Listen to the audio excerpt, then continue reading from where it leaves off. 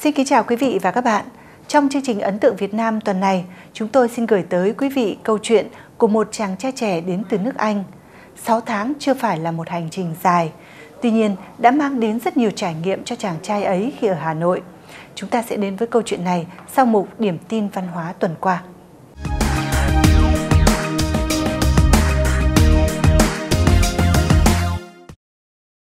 Sau thành công tại Liên hoan múa cổ Thăng Long Hà Nội lần thứ 4, vừa qua Hội nghệ sĩ múa Hà Nội đã tổ chức trao tặng bằng khen của thành phố Hà Nội cho các tập thể và cá nhân có nhiều đóng góp trong hoạt động bảo tồn và phát huy giá trị múa cổ dân tộc.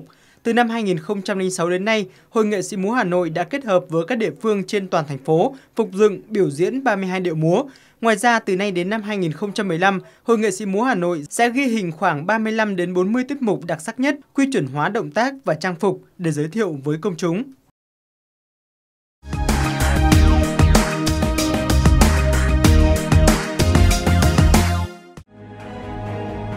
Bộ trưởng Bộ Giao thông Vận tải Đinh La Thăng vừa có văn bản đồng ý xếp hạng di tích lịch sử quốc gia cho cây cầu Long Biên, một trong những biểu tượng lịch sử của thành phố Hà Nội. Trong văn bản gửi Ủy ban nhân dân thành phố Hà Nội nêu rõ, đề nghị Ủy ban nhân dân thành phố tổng hợp giải quyết các thủ tục theo quy định. Ngoài ra, thành phố Hà Nội cũng vừa có văn bản yêu cầu Sở Văn hóa Thể thao và Du lịch Hà Nội thực hiện đầy đủ, đúng quy trình, đề nghị xếp hạng di tích cấp quốc gia đối với cầu Long Biên. Đây là cây cầu có tuổi đời hơn 100 năm, đã trở thành một trong những biểu tượng của Hà Nội, đi vào thơ ca, văn học, mỹ thuật và nhiều loại hình nghệ thuật khác.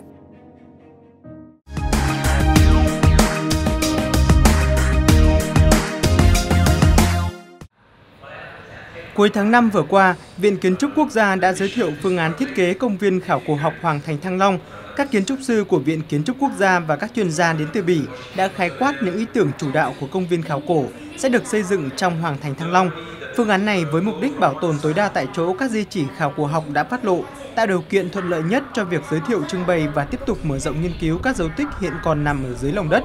Các công trình trong công viên sẽ phối kết hợp hài hòa với cảnh quan của Hoàng thành, cố gắng giữ nguyên hiện trạng của di sản, tạo không gian tốt nhất cho du khách tham quan.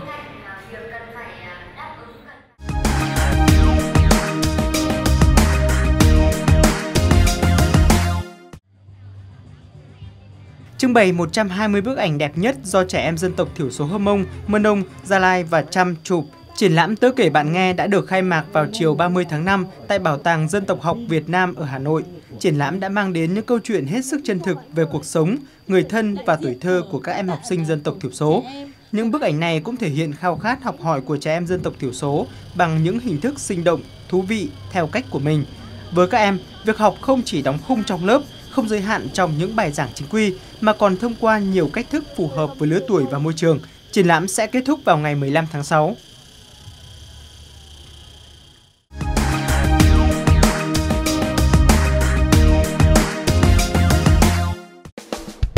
My first day in Hanoi, I looked around and thought, this is just madness. But I loved it from day one. Just the hustle and bustle of the city, people everywhere pushing past you, trying to sell you things, but it's exciting.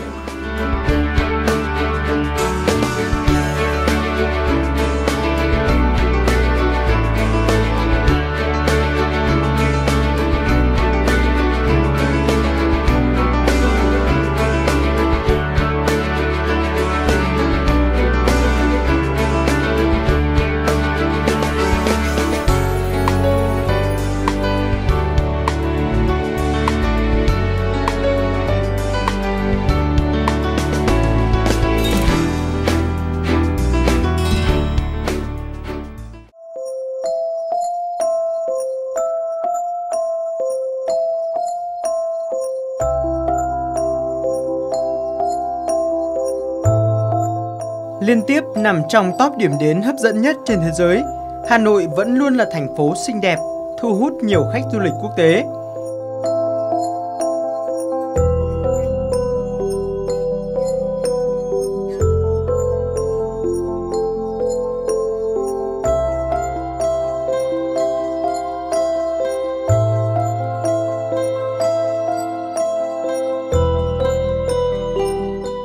Năm 2014 này, Hà Nội nằm trong top 10 điểm đến hấp dẫn nhất thế giới do tạp chí du lịch nổi tiếng của Mỹ TripAdvisor bình chọn.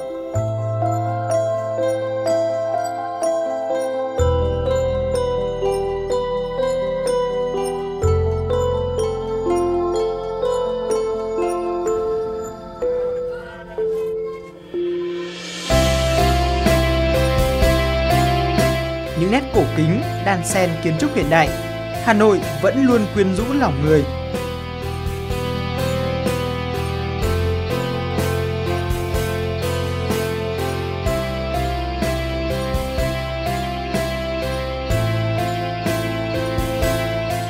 Với Alex, đó là một trải nghiệm thú vị.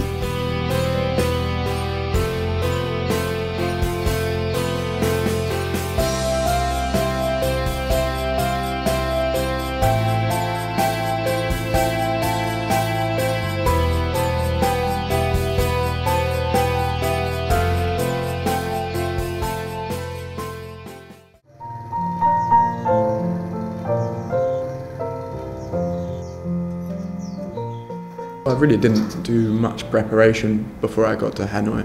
I didn't know what to expect, it was all a mystery to me.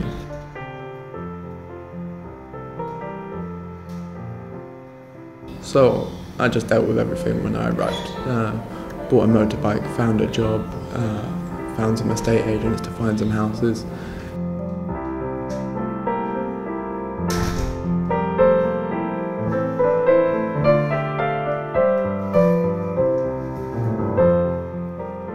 I liked it, full of light.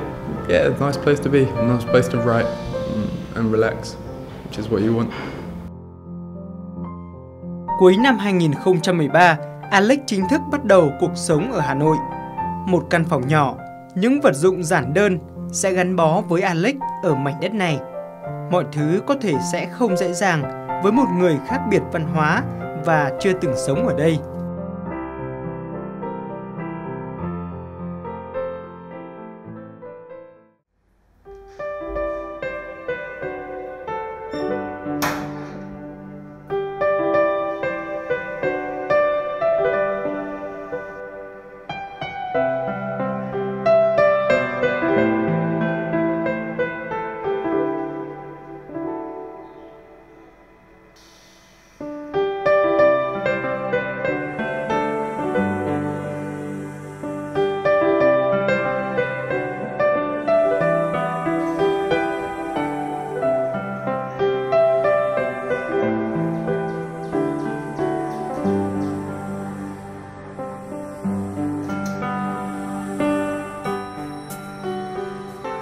It's always interesting just sitting and watching our neighbours. The man across the road he recycles things for a living.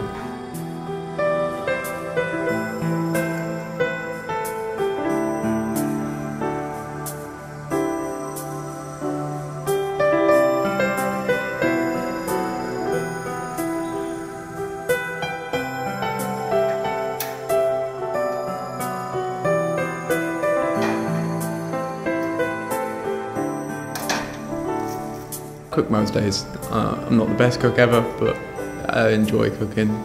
It's quite hard to cook Western food out here because there's no ovens. So I always try and cook Vietnamese food, but I think if a Vietnamese person ate it, I'm not sure they'd agree that it was Vietnamese.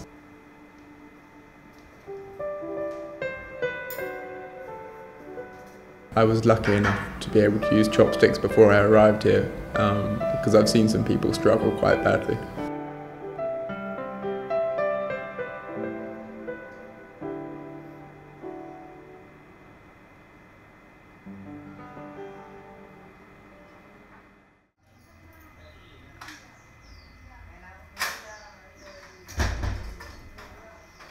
Để ổn định cuộc sống ở Hà Nội, Alex bắt đầu mua xe máy, tìm kiếm một công việc, trở thành giáo viên tiếng Anh vẫn được xem là lựa chọn phù hợp nhất với nhiều người nước ngoài đang sinh sống ở Việt Nam.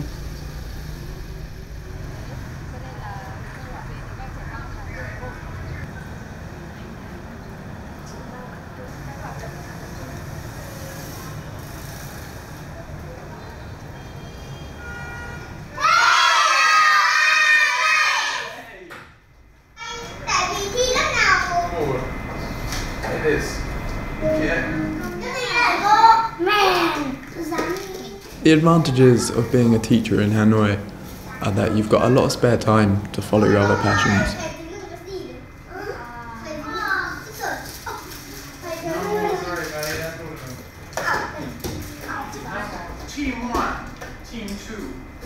team one. What is your team name? All right. Dad.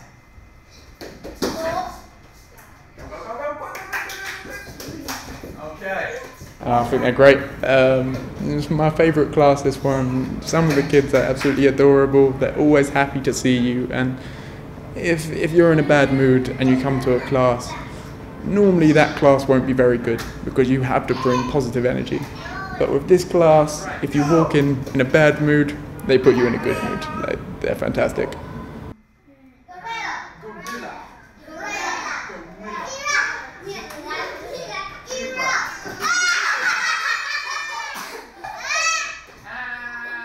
Thầy Alex dạy rất vui nhưng mà có khi hơi buồn cười.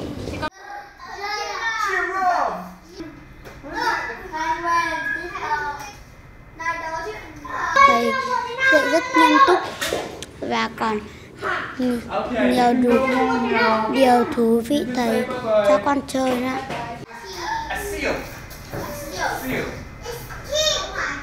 Very scary animal.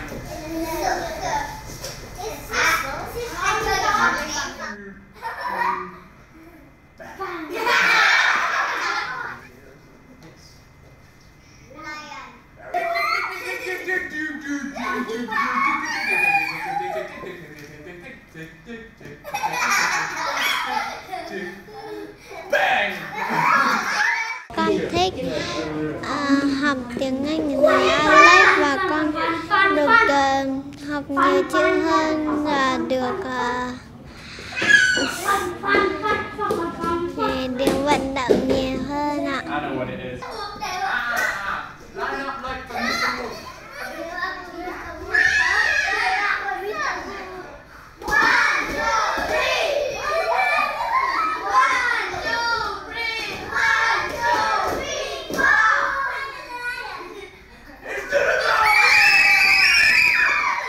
Vietnamese children are great, and so all of the children you meet in Southeast Asia, they're always a little bit shy at first, but it never takes long before their curiosity overwhelms that, and then I think you're a friend for life. Alex là một thanh niên rất là năng động và bạn ấy được các bé rất là yêu quý vì cái sự hòa đồng cũng như là các bài giảng của bạn thì bao giờ cũng có rất là nhiều tính sáng tạo nên là các bé luôn luôn được hào hứng khi mỗi lần thầy giáo đến lớp.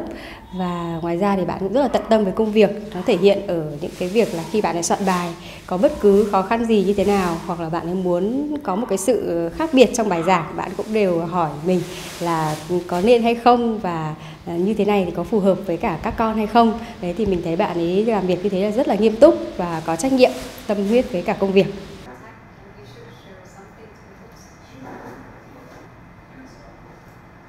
Luôn trao đổi và lắng nghe những góp ý từ chị Hà, Alex ngày càng trau dồi được thêm nhiều kinh nghiệm để giảng dạy cho các em học sinh. Mới bắt đầu công việc từ khi đến Việt Nam, nhưng Alex đã muốn gắn bó lâu dài với nó.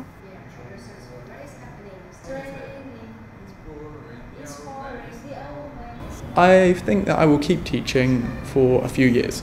Really, my original plan was to use it to travel. It's a good way to travel and work, understand a bit more of the culture. But since starting, I do really enjoy it, so I'm going to keep it out for a while, but I've got other dreams that I want to follow. So.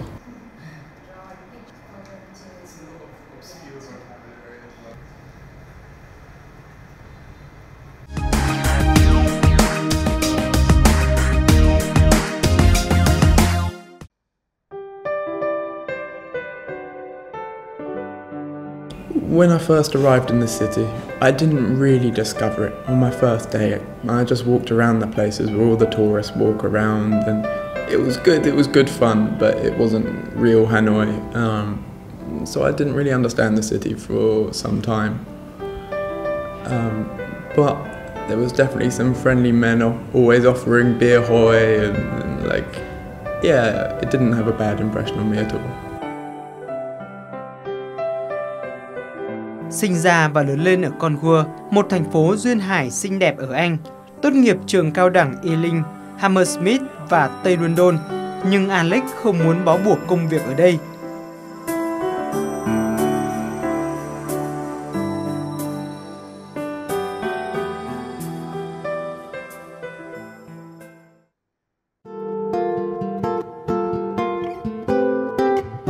Nhiều bạn bè của anh gợi ý Hà Nội sẽ là một nơi đầy mới mẻ để khám phá. Sự khác biệt dễ nhìn thấy nhất là giao thông ở đây.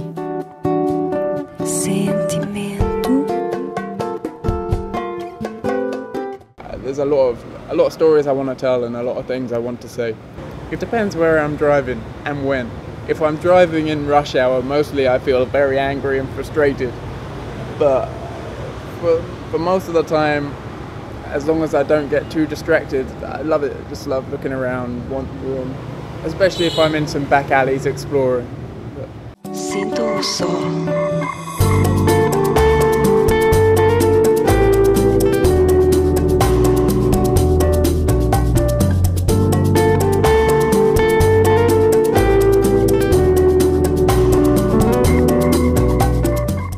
Well, I've been here for 6 months and I think it probably took me 5.5 to get used to the traffic.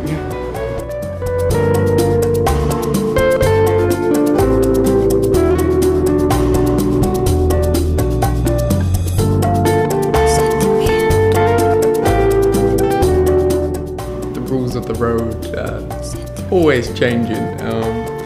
I think I almost crash on a daily basis, but I'm just about getting the hang of it.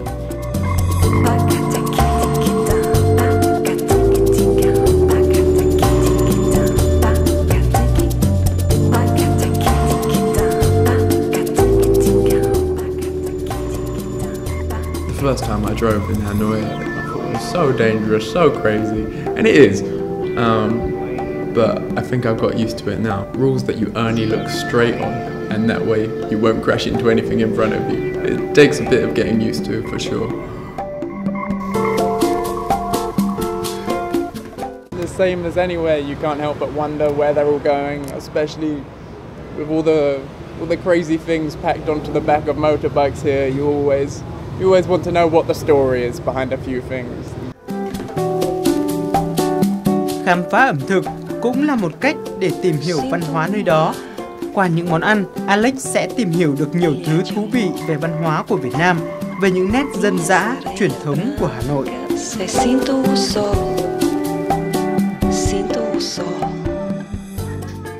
The taste is very unique. I love the combination of garlic and chili, as well as all the mint that you sometimes get in the herb collection. The mint and the lettuce, it just isn't used this way in English cooking or Western cooking.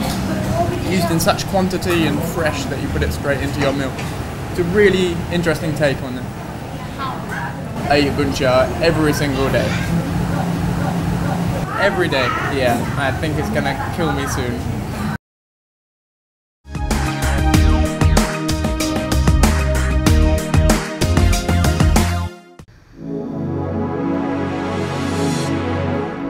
Hanoi is so different from my hometown. I couldn't even begin to compare it. I come from a very small town in the countryside by the sea. It's perfectly lovely, but there isn't much going on. Whereas Hanoi is probably the opposite. There's so much going on, absolutely everywhere. You can't get away from things, but that's what's great about the city. Because there's always something interesting happening, it gives you that extra boost to leave your house because you know you'll find something fun or exciting somewhere. Mọi thứ diễn ra hàng ngày đều thu hút sự quan tâm của Alex. Với anh, người Việt Nam ở đủ mọi lứa tuổi đều yêu thích thể thao, những trò chơi vận động tập thể. Ở Hà Nội có rất nhiều công viên và vườn hoa như thế này để người dân có thể sinh hoạt chung. Tinh thần sảng khoái, tăng cường sức khỏe, lại còn khiến mọi người xích lại gần nhau hơn. Yeah, I think they're great. Always loads of fun, full of energy. It's great, but I don't think it's just the young Vietnamese people that are here having fun. There's a lot of the older generation still come here too. And to be honest, they're also really fun and full of energy.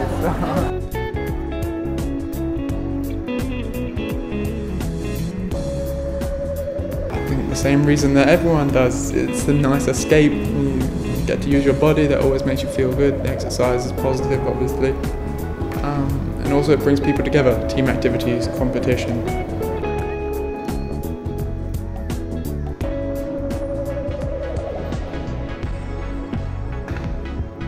Once you're over the initial dangers, then it becomes a real rush, especially if you're exploring and you don't know where you're going.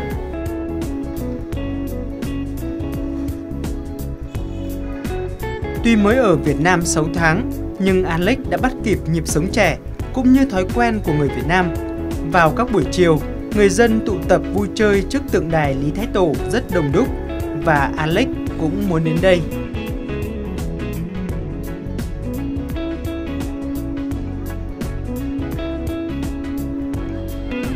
I think Vietnamese people are very friendly.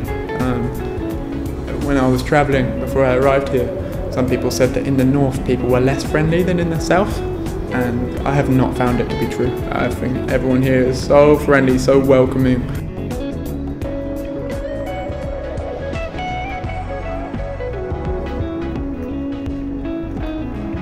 In those communal spaces, it is nice that people of all generations socialise in the same general area. I suppose it can be a little bit hostile back at home. You'll have an area for young people, maybe the skate park or just the park, and then older people would tend to keep their distance for whatever reasons.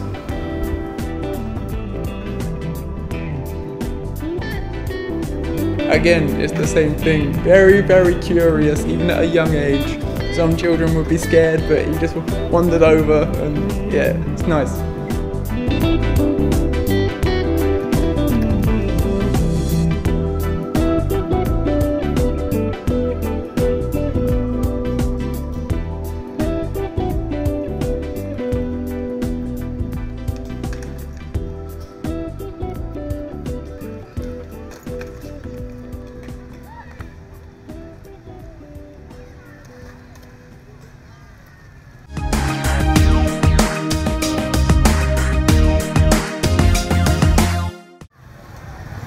Tại hiện là một con phố quen thuộc với hầu hết những người nước ngoài sống ở Hà Nội. Không gian phố cổ chật hẹp với nhiều gánh hàng rong đều thu hút sự quan tâm của người nước ngoài như Alex. Ở đây còn có một thức uống độc đáo, bia hơi. I think it's great. I think Tha Hien and Bia Hoi Corner, even though it's full of tourists, it's also the heart of the city. It's where everybody comes. Always full of energy, full of life, funny things are happening, and it's a great place to meet people. I think I'll always miss my hometown a little bit, but when you're surrounded by friends and surrounded by people having fun, it's a good enough distraction to keep your mind off it for a while, that's true. We talk about everything and anything, how the day's been, politics, news, funny stories. The same things people talk about all over the world whenever they have beer.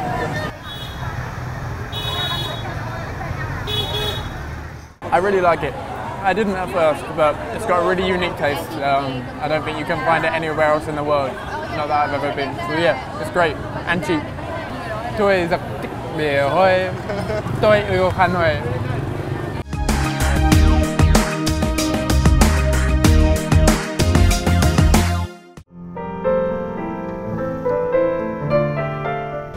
I think I drink coffee or tea anyway by West Lake, probably once a week, but there's a lot of lakes to see and a lot of cafes to sit in around Hanoi, so I'm spoiled for choice. Mặc dù là một người trẻ năng động, nhưng Alex vẫn muốn có những khoảng lặng riêng cho mình. Ngồi ở một quán cà phê quen thuộc, ngắm nhìn không gian yên tĩnh xung quanh là cơ hội tốt để Alex đọc sách và viết ra những cảm xúc của mình.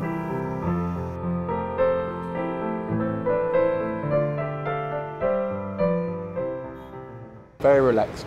No, I think water is very relaxing anyway, so there's nothing better to look over than the biggest lake in the city. Coffee shops are the best place to sit in, to get some reading done, to get some writing done. It's very easy to get distracted by Hanoi driving past, but that's part of the fun, I suppose.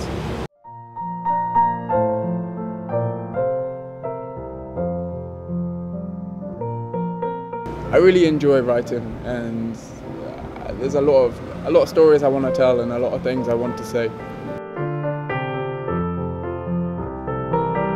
This is The Sea Wolf by Jack London. It's my favourite author, and this is a book that my dad gave to me. Possibly. I think reading is learning and learning is knowledge.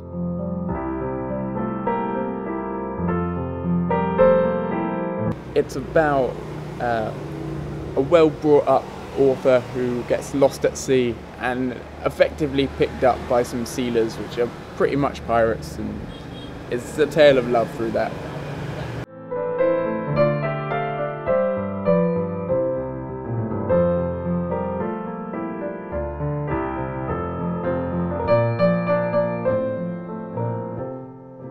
Westlake is my favourite choice of lake. I come from a seaside town, and obviously Hanoi isn't coastal, so this is the nearest thing I can get to looking out over the sea. And I love Westlake. It's a city that you can never get bored of because it's always in constant flux, it's always constantly changing. There's always something new, somewhere more popular. You can never really know the city, and it's a hard city not to love once you've been living here for a while.